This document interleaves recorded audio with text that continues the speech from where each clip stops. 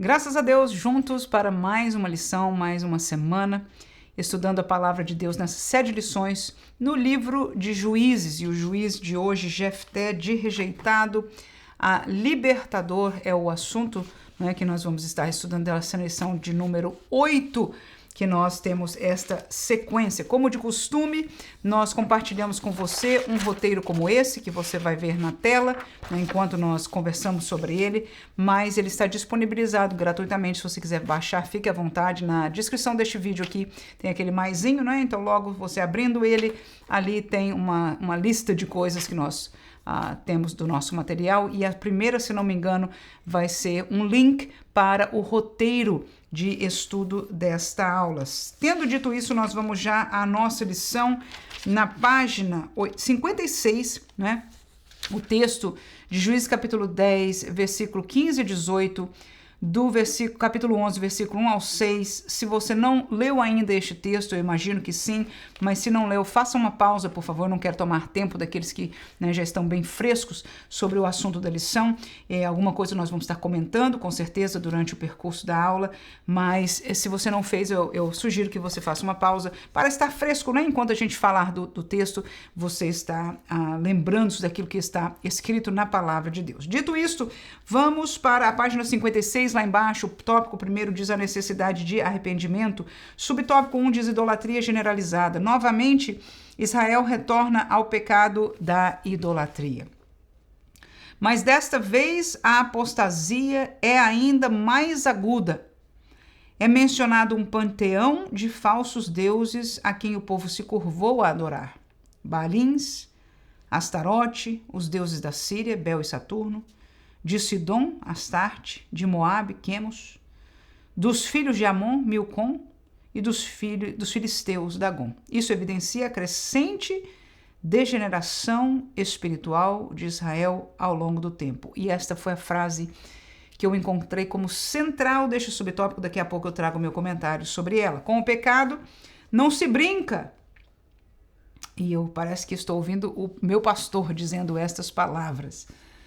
Com o pecado não se brinca. Se não for eliminado, sempre encontra forma de crescer. Como consequência dessa persistente apostasia, os hebreus sofreram 18 anos de opressão e humilhação sob o domínio dos filisteus e dos amonitas. Fica claro que quanto mais Israel se afasta do Senhor, mais ele permite que novos inimigos se levantem contra o seu povo. Então, até aí o nosso roteiro. Meu primeiro tópico, eu trago a seguinte palavra para você: a crescente degeneração espiritual. E a minha pergunta para começar esta aula como uma pequena discussão, permitindo-nos interagir com a turma, é como vencer. Veja, deixa eu diminuir aqui para trazermos o contexto primeiro.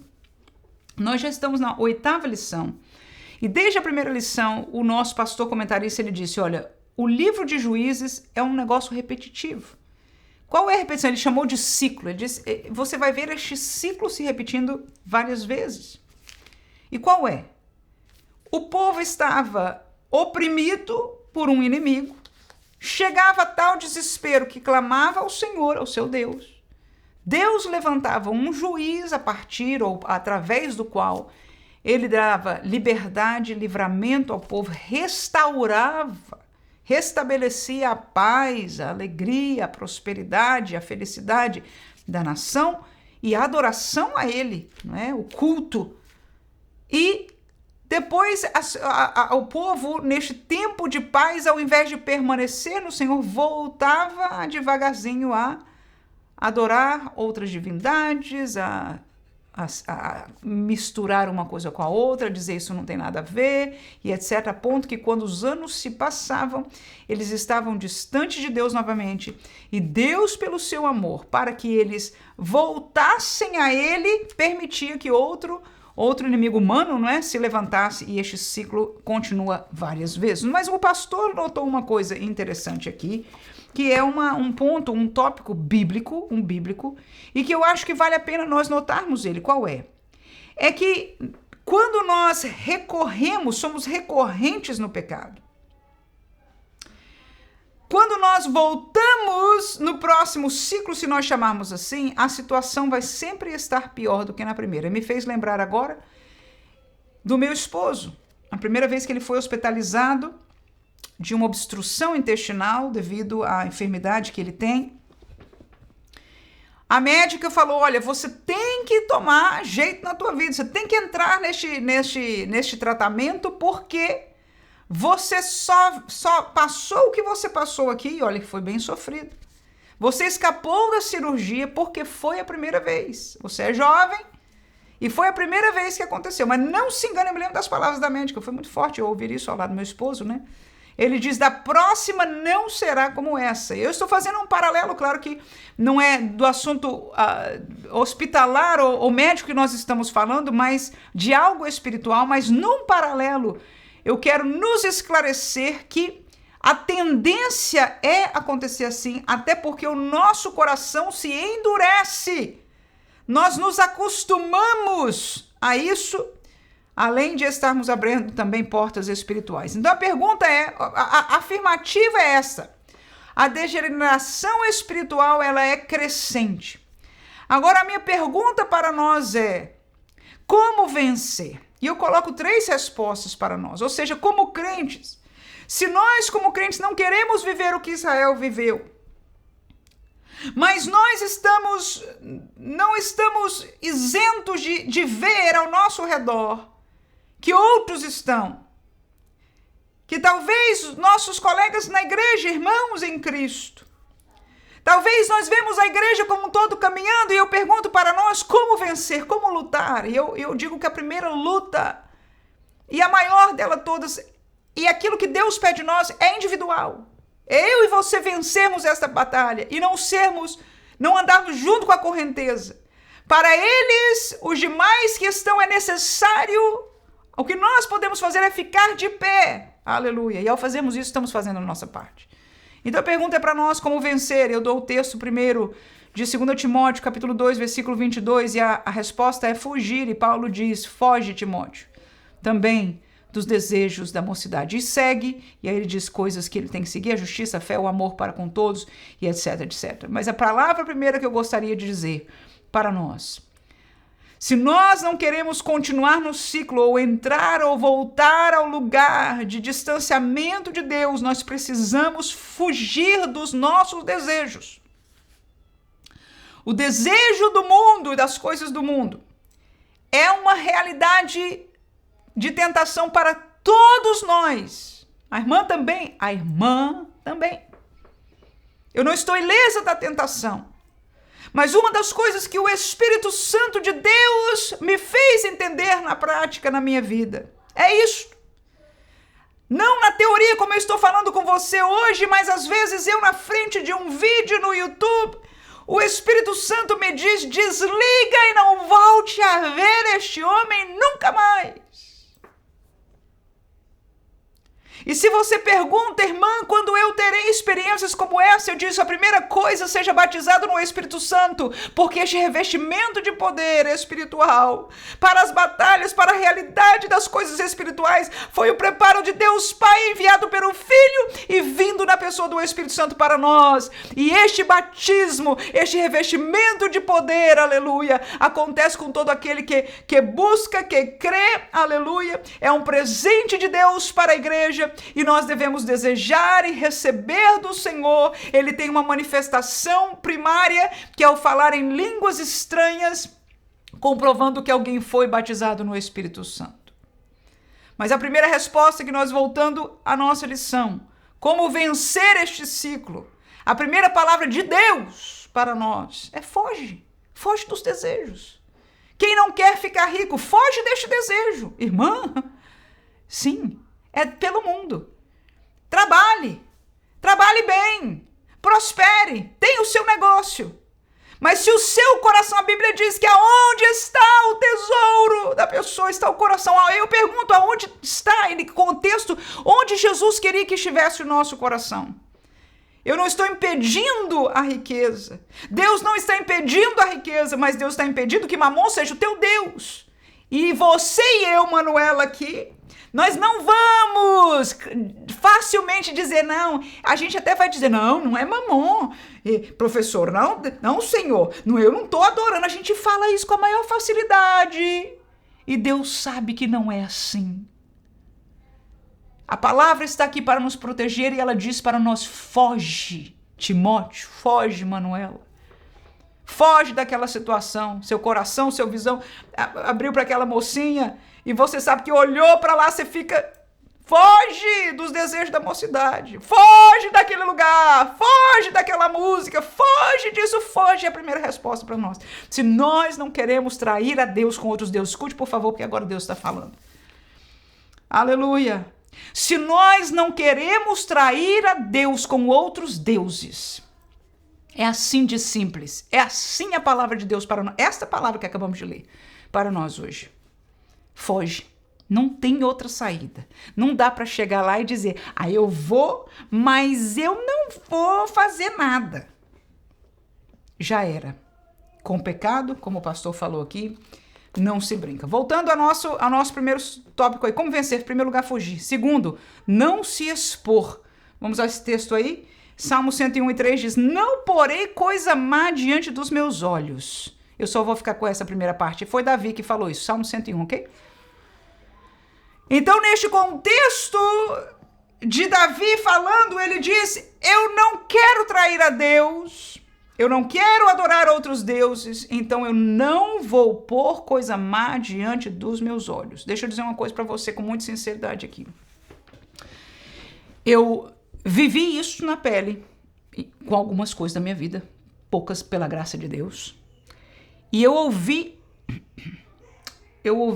de uma senhora que se converteu já madura de idade, ela mexia com astrologia, né? Pessoa que tinha, inclusive, vínculos com espíritos guias e essas coisas todas, mas ela veio para Jesus e foi liberta. E um dos livros dela, o primeiro livro dela, fala exatamente sobre essas coisas de ocultismo e como nós devemos proteger as crianças de acabarem, não é? E como o ocultismo, ou seja, os espíritos malignos nessas formas religiosas de aparição, estão por todo lado em coisas que a gente pensa que é só coisa de criança. Enfim, o livro dela é sobre isso. E uma das palavras que ela fala no livro é o seguinte: quando você vê uma coisa, você nunca vai poder desver. Essa palavra eu acho que não existe com certeza. Se existe uma palavra para isso, depois você pode botar aí no comentário para eu aprender, né? Mas você não pode deixar de ver. O teu cérebro grava. E é impressionante quando é uma coisa pecaminosa, ou seja, alguma coisa que te traz uma tentação, ou uma coisa vinculada com alguma coisa maligna para a tua vida, parece que ainda fica encravado mais forte. Você já viu isso? Às vezes vai aparecer no teu sonho, você pergunta por que eu estou sonhando, eu fiz tudo para esquecer. Quando você vê aquela revista pornográfica, que agora já revista do tempo de muito antigamente, né? Aquela figura, aquela imagem, você nunca mais vai esquecer aquilo que você viu. Então, a solução da palavra de Deus para nós, para quem teme a Deus, e eu quero dizer para você eu quero sentar aqui na mesma mesa com você e dizer para você que eu sou tão humana com você, e a gente tem curiosidade, a gente diz, não, vou só olhar rapidinho. E você até começa a dar desculpa para saber como é que é, para poder acusar, para poder, o que for, você dá uma desculpa, a gente dá uma desculpa para Deus. Estou aqui, eu já dei desculpa para Deus. E a gente acha que vai ficar tudo bem. Eu quero dizer para você com todas as letras, não vai ficar tudo igual. Se a misericórdia de Deus ainda encontrar lugar na sua vida, pode até acabar bem, mas igual nunca fica. Você nunca será o mesmo. E é de ver, imagina experimentar. Escute o que eu estou dizendo. Ver e experimentar. Alguém aqui está me escutando que sabe exatamente o que eu estou falando. Dizer, é assim mesmo, irmã. Eu estou sofrendo hoje porque eu vi e o meu ver me levou a experimentar. E agora eu sinto na pele todo o meu ser, corpo, alma e espírito, né? A não ser que haja uma libertação. E aí, tá vendo aí como é que a coisa de uma tentação se tornou uma prisão, que hoje alguém precisa de libertação. E eu estou falando como alguém que sabe do que está falando, ok? Então, qual é a resposta bíblica? Não pôr coisa más diante dos seus olhos. Fecha o olho, fecha a mídia social, fecha o Facebook. Ah, mas aparece... Então fecha, para de ver. Fecha a amizade, fecha tudo. Não ponha diante dos seus olhos em nome de Jesus, se nós queremos não adorar outros deuses. Escute, por favor, eu estou falando de realidade espiritual de adoração aos outros deuses. E uma volta, uma recaída é pior do que a caída. Eu termino com a última coisa que nós colocamos no nosso tópico lá, que era ser batizado no Espírito Santo. Gálatas 5,16 diz: digo, porém, andai em espírito e não cumprireis a concupiscência, ou seja, o desejo da carne. O que nós perguntamos lá no começo deste tópico? Como vencer? Olha lá. A crescente degeneração espiritual é uma realidade nos nossos dias.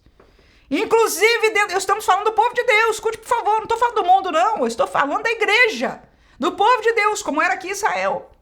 A pergunta é como vencer. Já aprendemos sobre fugir, não se expor, mas em terceiro lugar, ser batizado e viver na dependência do Espírito Santo. O texto que nós lemos, andar em espírito. O que significa isso? Significa alguém que é batizado no Espírito Santo e mantém comunhão com o Espírito Santo. E ele vai te ajudar nessa comunhão, não se preocupe.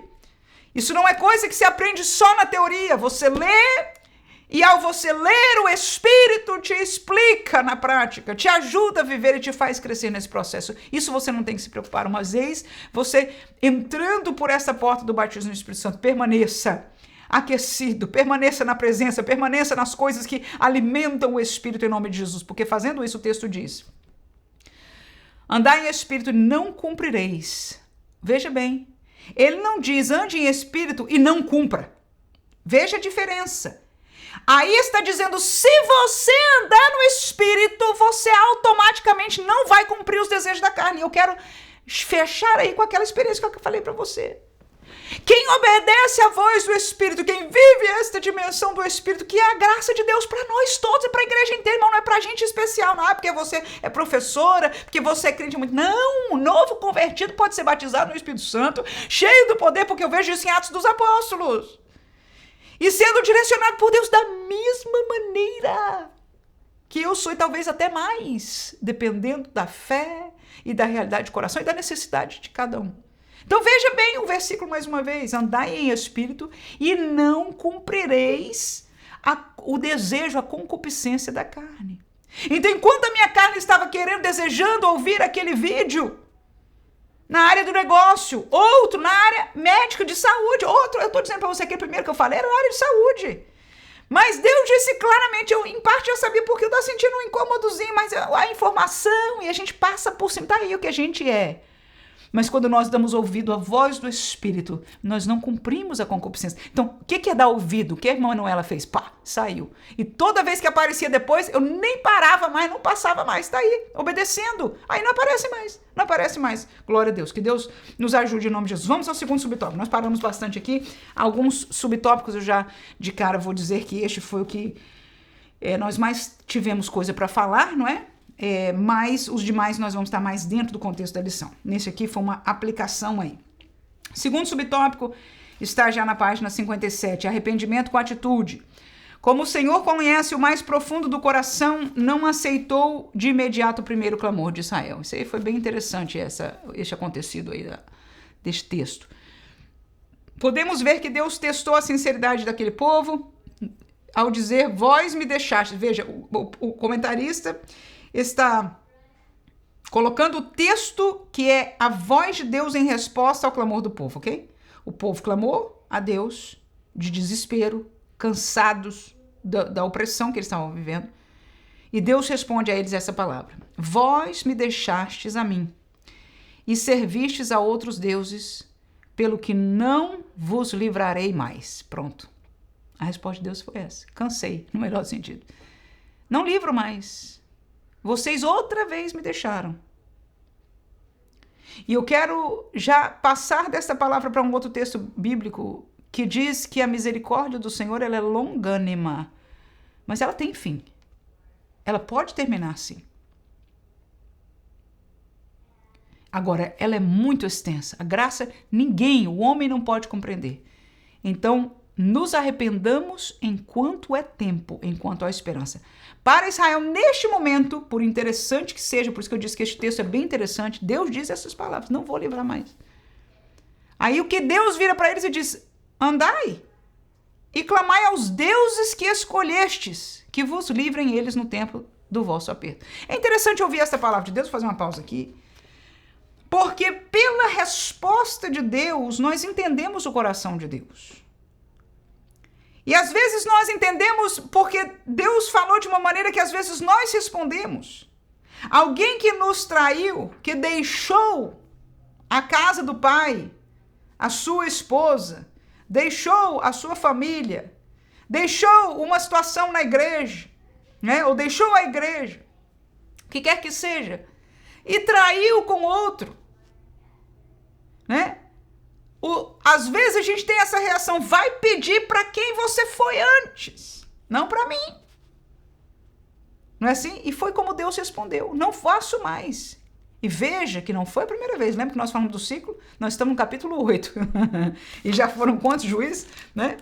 Vários juízes aí que nós já passamos por eles. A mesma coisa, a mesma história. Deus disse, agora eu já não vou livrar mais. Vão aos deuses que vocês escolheram. Vocês não escolheram eles por deuses? Então vão a eles e peçam livramento. Terminando o tópico aqui. Diante disso, o povo não apenas confessou o seu pecado, mas também removeu os falsos deuses e voltou a servir ao Senhor. Então, eles se arrependeram e se converteram. É o que a gente vai falar daqui a pouco.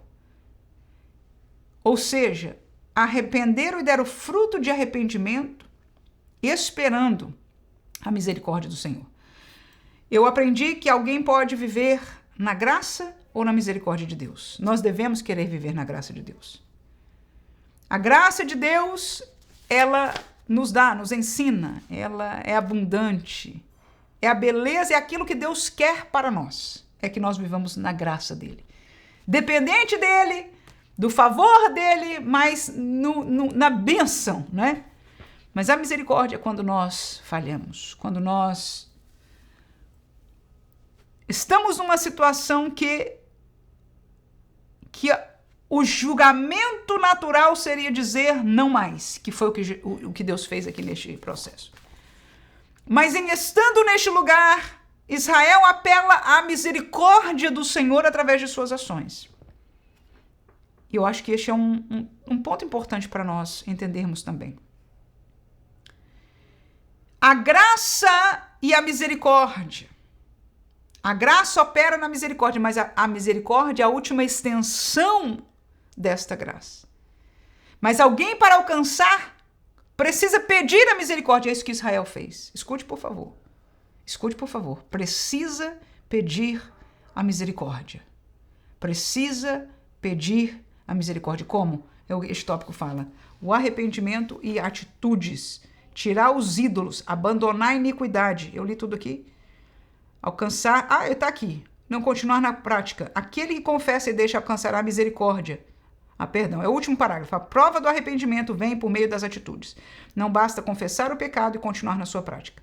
Aquele que confessa e deixa alcançará, olha, veja bem aí, né? Eu não tinha escrito sobre isso, não me lembrava que o pastor tinha colocado este texto, mas está aí a comprovação bíblica e espiritual daquilo que nós estamos falando. Graças a Deus por isso. O falso evangelho fala de perdão, mas não de abandonar a iniquidade. Mas o evangelho de Cristo exige mudança radical. Então, no nosso comentário aqui, nós falamos de arrependimento e de conversão. Atos 14:15 é um texto que vai explicar isso aí. Veja bem. E dizendo, varões, por que fazeis essas coisas? Nós também somos homens como vós, sujeitos às mesmas paixões, e vos anunciamos, ou seja, Paulo está pregando o evangelho a estas pessoas que estão vendo eles como pessoas melhores. Ele diz, não, nós não somos, mas nós estamos anunciando que vocês se convertam. Veja aí, que vos convertais. Dessas vaidades, ele está se referindo aos ídolos, ok? Ao Deus vivo que fez o céu, a terra, o mar e tudo quanto há neles. Então, a conversão é a continuação daquilo que nós chamamos de arrependimento. Quando nós estamos no caminho contrário de Deus, estamos no caminho do mundo, mesmo que dentro do nosso coração, nossas atitudes com os pés na igreja, mas espiritualmente contaminados com o mundo. A necessidade de arrependimento. Ou Deus não vai operar a sua misericórdia. Mesmo a graça oferece, mas é alguém, sou eu e você que devemos receber através do arrependimento. Então arrepender-se é dizer, eu estou neste caminho, Deus disse está errado, está mal. Torne-se para mim. Isso é se arrepender. Senhor, eu não quero mais. Eu não quero mais este vício. Eu não quero mais este relacionamento. Eu não quero mais esta vida desgraçada, Pai. Que eu dentro da igreja caí. Provei, botei diante dos meus olhos e provei. Olha, eu estou sentindo a graça de Deus aqui. Professor, seja usado por Deus em nome de Jesus. Porque Deus vai falar na sala de aula e alguém vai ser liberto, vai voltar, aleluia. Vai voltar a comunhão através desta aula em nome de Jesus. Então, o que é conversão? Você se arrependeu, como aquele filho pródigo. Eu não quero mais viver essa vida, voltar-me-ei. Eu não quero mais estar aqui no mundo. Este não é o lugar para mim. Eu vou pedir, clamar misericórdia, tá vendo aí? E a conversão é andar o caminho contrário. Pronto. Você andava neste caminho, você se arrependeu, e a conversão é o fruto do arrependimento, é andar no caminho contrário. Você estava deixando de ir à igreja, culto de oração, não mais. Prioridades do mundo, não, é porque eu tenho que estudar, porque eu tenho que trabalhar mais, porque eu tenho que aprender a inteligência artificial, porque eu tenho. Aí a voz do céu disse, louco, se esta noite te pedirem a tua alma, o que tens preparado, o que tens reservado, para que será? Aí você se arrepende ouvindo a voz de Deus. E a conversão dizer, Senhor, amanhã mesmo tem culto, eu vou para a igreja. É conversão, aleluia. Ah, Senhor, nunca mais eu dei um glória na igreja. Eu já nem sei mais, não sei se vou me sentir bem. Ah, Senhor, eu vou dar glória. Ah, Senhor, eu vou voltar a dizimar. Ah, conversão. Conversão, andar no caminho contrário do mundo. Satanás está dizendo no seu coração, não dê, vão roubar esse negócio, e a igreja, pá, só querem, papapá. Invista em você, e tal, e lá, lá, lá. E agora você se arrependeu e se converteu, isso é conversão, ok? E foi o que o povo de Israel fez, na busca da misericórdia do Senhor, eles se arrependeram e se converteram. Crise de liderança, página 57. Os amonitas se prepararam para invadir e subjugar Israel, acampando na região de Gileade, território situado a leste do Rio Jordão. Enquanto isso, Israel armou seu acampamento em Mispa. Contudo, os príncipes de Gileade reconheceram um grave problema. Não havia um comandante militar, um líder guerreiro. E essa palavra me falou forte quando eu lia, foi aonde eu frisei aí o meu comentário. Capaz de conduzir o povo à libertação. Estavam diante de uma clara crise de liderança. Diante das ameaças e desafios, um povo precisa de líderes dispostos a assumir responsabilidades e guiar com coragem e discernimento. Por isso, é preciso investir na formação de novas lideranças para que haja sucesso. Eu me friso na seguinte palavra, um líder guerreiro. E eu me lembrei do hino 212. Outro dia, a minha filha me perguntou, mãe, qual é o seu hino favorito? A gente estava com a harpa na mão no fim do dia, fazendo nosso tempo devocional, depois de termos ouvido uma pregação e estávamos todos na casa sentindo a graça de Deus. Meu filho foi lá dentro, agarrou a harpa cristã, ele tem 6 anos de idade, e ele pegou e falou, mãe, vamos cantar um hino, e eu comecei a cantar com ele. Fiquei muito feliz, a presença espiritual de Deus na nossa casa naquele dia estava algo extraordinário, e eu cantei o hino, e aí logo minha filha me perguntou, mãe, qual é o seu hino favorito? Eu digo, minha filha, hoje eu não sei. Mas quando eu era novinha, quando eu era criança e adolescente, o meu hino favorito era o hino 212. E o hino 212 diz, eu quero estar com Cristo onde a luta se travar, no lance imprevisto na frente me encontrar, até que eu possa ver na glória, se alegrando da vitória, onde Deus vai nos coroar. E eu dizia para ela, disse, a sua mãe, quando era pequena, se via na letra destino. Eu quero estar com Cristo onde a luta se traz. Eu vi o campo de batalha. Imaginação de criança, né, irmão? Por favor, não estava tendo visão espiritual, não. Eu estava como uma criança na frente da batalha com Jesus, aleluia. No lance imprevisto, eu sabia, eu escutava o resto e cantava o resto ainda da letra do hino, onde fala da batalha espiritual, do inimigo das almas e etc. E no lance imprevisto, eu, Manuela, menina ainda por cima, jovenzinha, não tinha nada, irmão, nem força física, nem espiritual, nada, não tinha nada. Aleluia, mas o desejo daquela criança era mesmo no lance imprevisto, na frente eu me encontrar, eu queria estar na frente da batalha. E quando eu li essa palavra do pastor aqui sobre um líder guerreiro, eu lembrei que eu desde criança queria ser guerreiro, e até hoje, irmãos, pela graça de Deus, o Espírito Santo coloca este desejo no meu coração.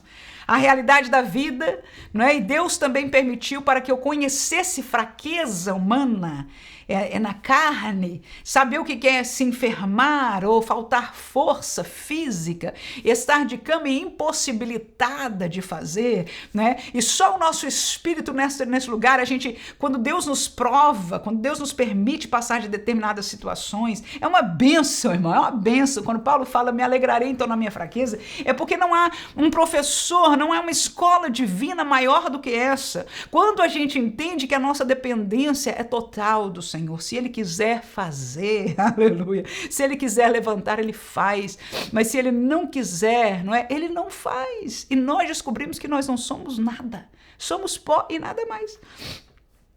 Mas a alegria espiritual de alguém que Deus chamou para essa obra de passagem, deixa eu trazer uma notícia muito boa para você. Ele disse para todos nós, ide por todo mundo, fazer essa obra, pregai o evangelho a toda criatura. O chamado da igreja não é para alguns, é para todos. Todos devem participar desta obra. E é no contexto desta obra espiritual que desde criança eu era uma guerreirazinha de Jesus, como a gente cantava nas músicas das crianças ali, né? Mas o meu coração pulsava, e até hoje eu digo para você, tenho força, estou no lugar e tenho as forças que Deus me permitiu ter. Estou no lugar que Deus me permitiu estar. Tenho as forças que Deus me permitiu ter. Então, o tempo todo a glória é dele. Se ele abrir a porta, eu entro. Se ele não abrir, eu não entro. Porque tudo é dele e eu sou dele. Mas o meu coração, aleluia, deseja, sonha, está ainda na frente da batalha e não me importo com o risco que seja, pelo contrário, eu me sinto honrada. E quando eu leio a história da igreja, eu vejo que este Espírito levantou a tantos outros, e não é só a grandes pregadores ou aos pais de família, ele levantou mulheres e crianças que tinham o mesmo desejo em nome de Jesus. Então é por isso que Davi, diante daquele filisteu, né, ele teve o mesmo sentimento. Ele era um jovem adolescente ali, mas ele já era um guerreiro. Ele já era um guerreiro de Deus. Escute, por favor, ele não tinha experiência de guerra na época. Só o que ele tinha na sua história era o ter enfrentado um leão e urso. Era só o que ele tinha. Mas na hora que ele entrou, que ele viu o inimigo, e ele entendeu que aquela batalha física estava se levantando não só contra Israel, mas que Israel era o povo deste Deus que ele conhecia. Que ele, na sua intimidade, nas ovelhas, lá tinha intimidade com ele, louvava ele, sentia a presença dele. O Espírito Santo levanta este guerreiro. É ele, escute por favor, é ele, por isso que a gente fala. Tem que ser batizado no Espírito Santo. Tem que ter a obra. No Antigo Testamento, que não eram batizados, mas a Bíblia diz, você escutou com você, na lição, todos eles, quando eram usados nessa lição, vai falar de novo, Jefté. O Espírito Santo vinha sobre eles, para eles atuarem nesta vitória. E hoje nós temos isto sendo batizado no Espírito Santo todo o tempo em nosso coração e nossa vida. Amém? Então é o Espírito Santo que nos ajuda a se tornar. Então, quer se tornar guerreiro? Seja batizado no Espírito Santo. Porque Jesus disse, vocês vão ser revestidos de poder. E Atos 1 e 8, o que diz?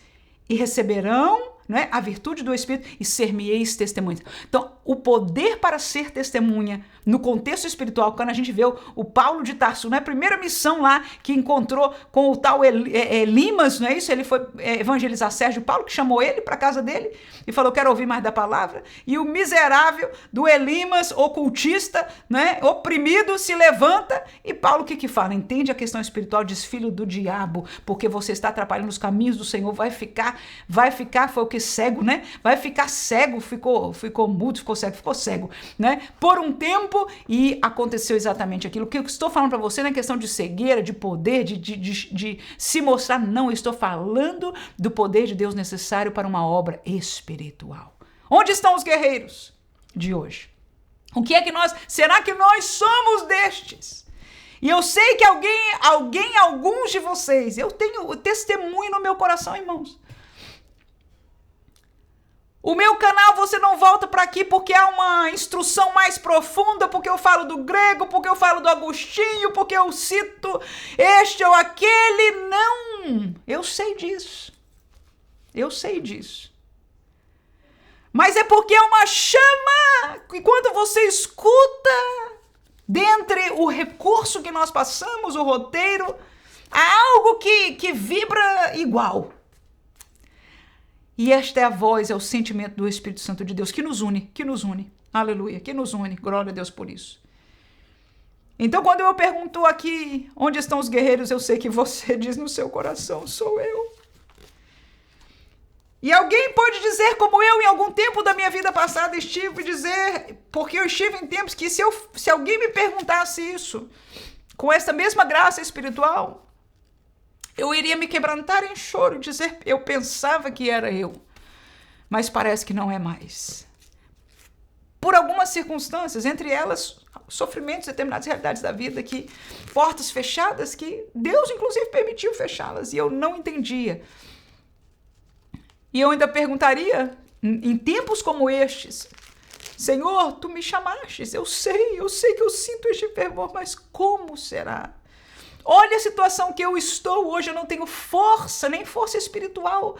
E olha que depois de batizado no Espírito Santo, mas nestes momentos, nessas realidades da vida. Então eu entendo que enquanto alguns de vocês, o coração está fervendo, dizer, sou eu, irmã, aleluia. Eu sinto, eu realmente saio dessas aulas querendo buscar mais ao Senhor e na verdade Deus tem me usado mais.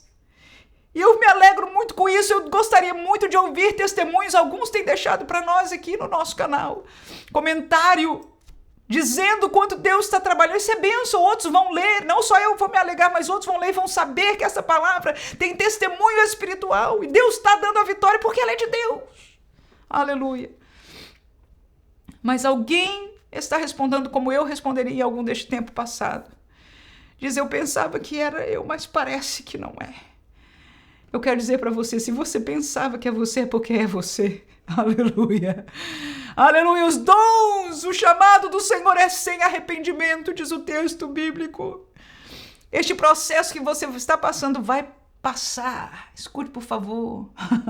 O sol vai brilhar outra vez. Mantenha-se firme, com um olhar no autor e consumador da sua fé. Siga alimentando.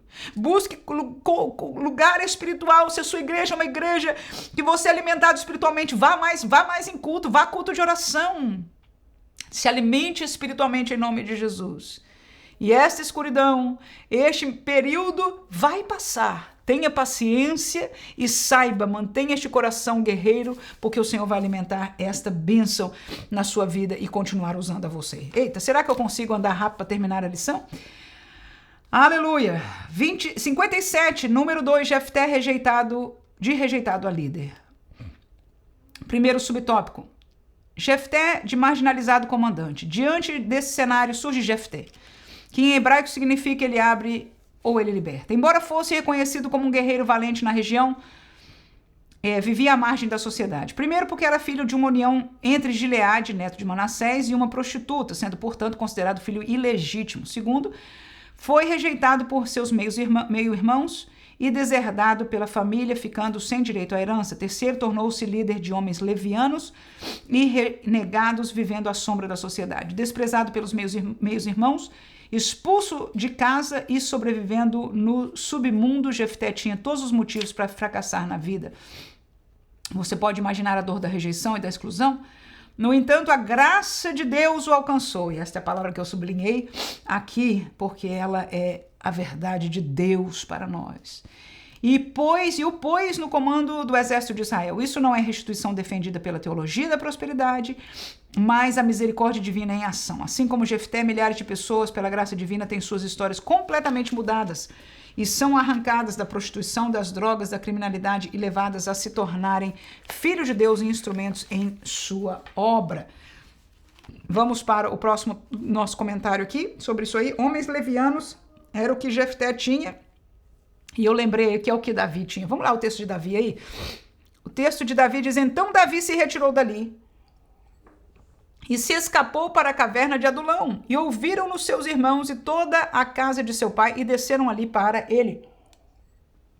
E ajuntou-se a ele todo homem que se achava em aperto, e todo homem endividado, e todo homem de espírito desgostoso. E ele se fez chefe deles, e eram com ele uns 400 homens. Então eu estou lembrando para você o que aconteceu com Davi, né? E fazendo um paralelo aí. Não foi o que o nosso comentarista realçou, né? Mas é o que eu realcei neste tópico aí para nós, né? E a colocação é um aprendizado para nós que, às vezes, quem vai estar no nosso lado não são aqueles que se vestem melhor, aqueles que são mais influenciadores ou na igreja mesmo, no contexto dos jovens, os favoritos, os mais, enfim, bem-sucedidos, o que quer que seja. Mas serão pessoas que socialmente, humanamente desprezíveis, mas que Deus colocou do seu lado neste momento. Há momentos, há tempos, há estações na nossa vida que não são o lugar que Deus nos escolheu para estar, mas e são os lugares que Deus preparou para nos preparar para a obra que Ele tem. E ao estar aqui ensinando aos jovens, eu sei que essa é uma realidade e eu quero dizer para você que eu vivi isso. Deus me permitiu viver determinadas coisas na minha vida que eu perguntei para o Senhor, para isso, aqui, Senhor, Tu me chamaste, Tu me tiraste para viver isso aqui, para estar neste lugar, nesta situação. Mas todos estes lugares, essas situações, e eu não estou falando de pecado, estou falando de situações de dificuldade, de pessoas menos, enfim, daquilo que a gente pensa que merece, ou por causa da chamada de Deus, nós pensamos, nós idealizamos quem deve nos receber, quem deve estar ao nosso redor, quem serão nossos amigos e assim por diante. Mas Deus permite este processo como processo para a nossa vida. Então não despreze. Aleluia. Aleluia. Quem te deu? Quem estará ao teu lado? Há crentes que são crentes de verdade e o resto do pessoal na igreja despreza você. E te chama de fanático e te vê de esquerda. Mas tem alguns que estão do seu lado que às vezes você olha para eles e diz, meu Deus, um é doido, o outro é isso, o outro é aquilo. Não despreze. Estes são aqueles que Deus colocou perto de você para este tempo. Ame-os. Deixe eles serem usados por Deus junto com você, em nome de Jesus. E talvez alguns deles, depois que você passar para o próximo estágio com Deus, serão companhia e entrarão dentro do contexto da sua bênção também, tá bom? Vamos ao próximo tópico, segundo, a consequência do voto. O pedido aceito, na página 58.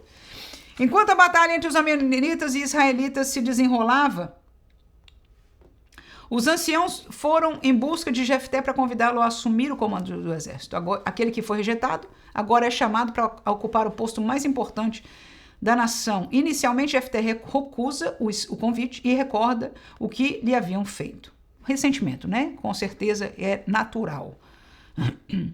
Porém, diante da insistência dos anciãos, reconsidera e juntos selam um compromisso diante de Deus. Para que isso fosse possível, todos tiveram de deixar o orgulho de lado, e assim Jefté foi confirmado como chefe e líder de Israel. E a pergunta aqui nessa história, quem deixou o orgulho? Ora, os anciãos, o pessoal da cidade, teve que deixar para falar com Jefté, porque era filho de uma prostituta, que eles tinham expulsado, que tinham dito, você não pertence mais a nós. Eles tiveram que ir a ele. Então, eles tiveram que deixar o orgulho. Jefté, por sua vez, quando eles vieram, levantou o seu orgulho e disse, estão vindo até mim por quê? Vocês não fizeram isso? Então, jogou na cara deles. O orgulho devia dizer, pois agora se virem, né? Mas deixou o orgulho. E ambos, ao deixarem o orgulho, Deus trouxe bênção. Há uma importante lição aqui, eu estou no final deste subtópico.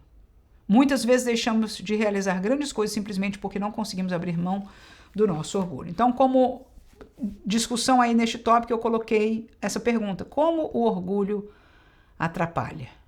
Como é que a gente vê isso na prática da nossa vida? Existe algum lugar que você precisa deixar o orgulho para alcançar uma vitória na sua vida? Algo na sua vida que você precisa pedir perdão de alguém, você precisa voltar a falar com alguém, você precisa perdoar alguém.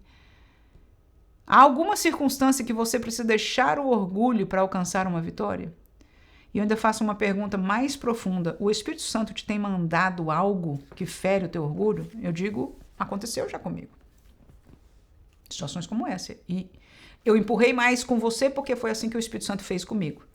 Né? A gente tem um questionamento nosso, mas tem a hora que o Espírito de Deus diz, vá e faça. Vá e fale. Vá e se humilhe. Vá e responda desta maneira. Ok?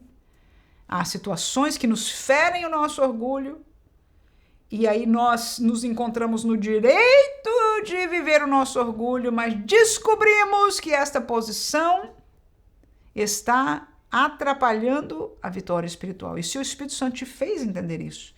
A pergunta hoje é bem prática para nós. Se ele fez, não só você lá em algum lugar do seu raciocínio sabe, mas também no teu espírito você entende claramente que o que Deus quer para você é você se humilhar e fazer o que Ele está te mandando, porque só assim haverá vitória. Neste caso aqui, foi o que aconteceu. Vamos ao subtópico 3, em busca de paz. Antes da batalha, Jefté procurou resolver o conflito pacificamente, enviando mensageiros ao rei Amonita. Este, porém, ou seja, Jefté era líder de Israel, e os amonitas estavam guerreando contra eles. Então Jefté, ao invés de ir logo para a batalha física, ele quis tentar um tratado de paz. É isso que está dizendo aqui. Este, porém, ou seja, o rei contrário, o inimigo, recusou, alegando que Israel havia tomado ilegalmente suas terras na época do Êxodo. Demonstrando profundo conhecimento histórico e a ação de Deus, e da ação de Deus, Jefté contestou. Israel havia conquistado o território dos amorreus em legítima guerra, após ser atacado, e essa posse fora concedida pelo Senhor. Invocou ainda um precedente de cerca de 300 anos de ocupação pacífica, sem que Amon tivesse feito qualquer reivindicação. Assim, concluiu que o rei amonita não tinha direito sobre a terra e buscava guerra sem motivo. Apesar dessa tentativa, o rei amonita não deu ouvido às palavras de Jefté. E o meu comentário aí é este aí, terceiro, né? Letra C. Jefté demonstrou profundo conhecimento histórico e da ação de Deus. Histórias comuns e crenças comuns. E deixa eu deixar já de uma vez este versículo de Juízes 11, 24, que diz, não possuirias tu aquele que Quemos, lembre-se que Quemos era o deus, né, deles, o ídolo que eles adoravam, o deus dos amonitas. Não possuirias tu aquele que Quemos, teu Deus, desapossasse diante de ti? Assim possuiremos nós todos quantos o Senhor, nosso Deus, desapossar diante de nós. Então, o que Josué colocou aí é que eles têm uma história comum. Ele disse, olha, eu conheço a história e você foi parte dessa história e eu vou te lembrar dessa história. E esta é a verdade. Nós não somos uma religião diferente, nós não estamos inventando nada. O que eu estou falando é realístico para você, porque nós, como seres humanos, e eu estou já fazendo uma aplicação, temos uma história comum. Temos uma realidade física, emocional, espiritual comum. Assim como os israelitas tinham uma história comum com os amonitas. Do tempo da saída do Egito, Jefté realmente conhecia a palavra, conhecia a história das interações. Se você ler o texto, né, eu sempre recomendo que os professores leiam o contexto todo, você vai ver que ele menciona as vezes que Israel pediu para passar na terra deles, só para passar, eles não iam nem comer nada de lá, só permissão, e não negaram. Então, enfim, ele fala de uma história comum, mas de crenças comuns. E crença comum que ele está dizendo não é que eles adoravam o mesmo Deus, mas ele pode trazer este paralelo dizendo: se o Deus Quemos de vocês desse vitória e vos desse uma terra, vocês não iam possuir a terra que o vosso Deus vos deu? Pois pronto. Não só ele trouxe uma abertura histórica, mas ele trouxe uma crença comum que eles fariam se fosse o Deus deles, portanto, o nosso Deus fez e por isso nós fizemos. E trazendo essa aplicação que eu já parcialmente fiz aqui, quando nós pregamos o evangelho, quando nós trazemos um tratado de paz ou nos relacionamos com alguém para falar deste Deus, nós temos em comum, como eu disse, uma história, uma realidade física, uma realidade de alma e um passado espiritual que nós antes também éramos, antes de sermos salvos, e também uma realidade espiritual que todo ser humano que é criado a imagem e semelhança de Deus, corpo, alma e espírito, há um traço aí que nos une e nos dá a capacidade de falar e ser entendido. Aceito é decisão de cada um. Mas nós temos, e este é o que o evangelho nos faz.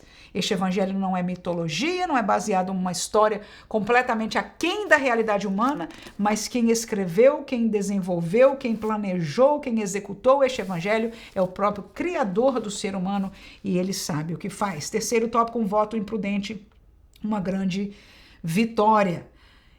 Assim como outro juiz, Jefté foi capacitado pelo Espírito do Senhor para o combate, chegando próximo ao acampamento dos amonitas. E é interessante aquilo que eu mencionei para você, né? O Espírito do Senhor veio sobre ele. Nessa ocasião, um voto imprudente e impossível a Deus. Veja bem, que coisa interessante, né? Deixa eu ler aqui o voto. Promete que se o Senhor entregasse em suas mãos o filho de Amon, aquilo que saindo da porta de minha casa me sairá ao encontro, voltando eu dos filhos de Amon, em paz, isso será do Senhor, e oferecerei em holocausto, ou seja, matar e queimar diante de Deus.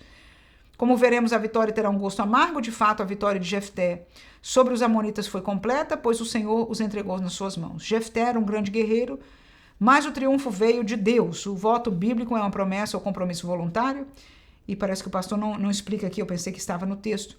Ele, quando chega da guerra, ele encontra sua filha saindo da porta, ou seja, ele disse que ofereceria aquilo que primeiro viesse ao seu encontro, e o que ele veio ao seu encontro era sua única filha, que era uma virgem em Israel, e há um sentimento diferente, não é, em relação a isso aqui, e o fato é que ele disse que iria cumprir a promessa que ele fez a Deus, e ele acabou tendo que cumprir esta promessa. Mas o que eu quero é enfatizar, né, eu até botei aqui, que coisas temos sentido ou falado diante de Deus que tem sido imprudentes. É a imprudência do voto de Jefté aqui. Agora, quando eu estava lendo agora nessa última vez com você, me chamou a atenção o vínculo que o pastor colocou, ou pelo menos a proximidade dos acontecimentos, dele ter sido cheio do Espírito de Deus. O Espírito de Deus o capacitou para a guerra. Ele foi cheio do Espírito de Deus. Mas ele, ao mesmo tempo, no mesmo cenário, no mesmo, eu não sei quanto tempo fisicamente falando deste assunto, mas neste mesmo contexto, ele fez um voto tão imprudente e impossível a Deus. Foram as palavras que o pastor usou aqui, mas são próprias para descrever. E eu quero aplicar isso para nós. Quantas vezes nós estamos buscando o poder de Deus e Deus se revela, e Deus nos abençoa, e Deus começa a trabalhar espiritualmente em nós. E nós estamos caindo fácil, perdendo, ou talvez não perdendo aquela bênção, mas perdendo uma outra bênção, como foi o caso de Jefté. Por causa de imprudência nossa. E essa foi a pergunta para nós. O que a gente tem sentido no coração? Desejos? Ou falado diante de Deus que tem sido imprudente? Até pedidos diante de Deus que são imprudentes. Não estão de acordo com a vocação que Deus nos dá, com o chamado que nós temos diante de Deus. Então é algo para nós pensarmos e pelo menos um alerta para nós entendermos que essa nossa natureza humana é assim de falha. E como resolver isso, irmã?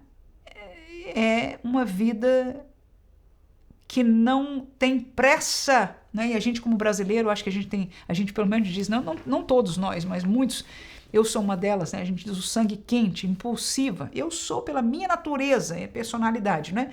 De cada um. Mas não me dá desculpa. Eu me lembro uma vez o pastor pregando, e ele pregou uma coisa que foi direto ao meu coração. Eu disse, ele brincava comigo, ele disse, minha filha, você não tem pavio curto, você não tem nem pavio. Mas numa pregação ele não estava usando essas palavras, mas Deus lhe deu uma capacidade de falar que eu entendi do Espírito Santo claramente para o meu coração, que aquilo que eu vivia não era a minha personalidade, era a minha carnalidade.